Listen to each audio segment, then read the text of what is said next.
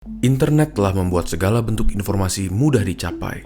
Informasi yang dulunya dikuasai oleh perusahaan media atau pemerintah, kini bisa makin mudah diakses melalui media sosial, website, bahkan komik. Tapi, di saat yang sama, hoaks dan kabar burung juga makin merajalela. Setiap hari, kita dibombardir oleh berita yang belum tentu benar. Jadi, bagaimanakah kita dapat membedakan mana kabar yang betul dan tidak?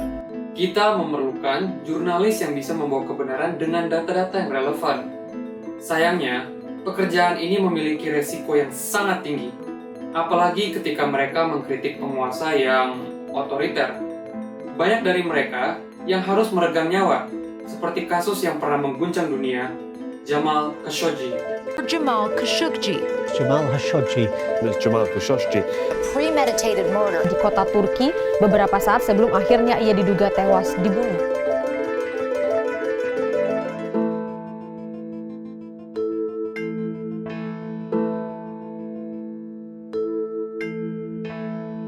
Jamal Khashoggi adalah jurnalis yang berasal dari Arab Saudi.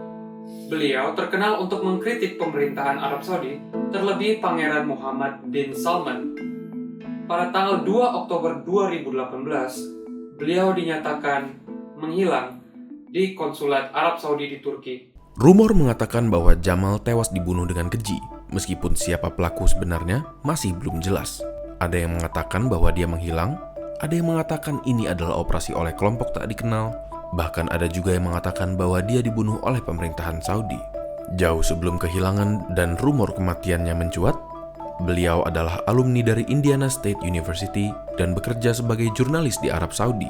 Pada 1980, dia mendapat kesempatan untuk mewawancarai Osama bin Laden di Afghanistan. Wawancara ini menjadikan Jamal Khashoggi seorang jurnalis yang populer dan menjadikan dia sebagai penasehat kerajaan. Di saat yang sama, dia juga memiliki hubungan yang dekat dengan kepala intelijen Arab Saudi, Turki Al-Faisal. Meskipun hubungannya dengan kerajaan Arab Saudi, Khashoggi juga memegang teguh prinsip kebebasan pers dan berpendapat. But Saudi Arabia, it is still not interested in democracy. We are going for all form of modernity, but not democracy. But it is no longer using that old lame excuse that democracy is not compatible with Islam.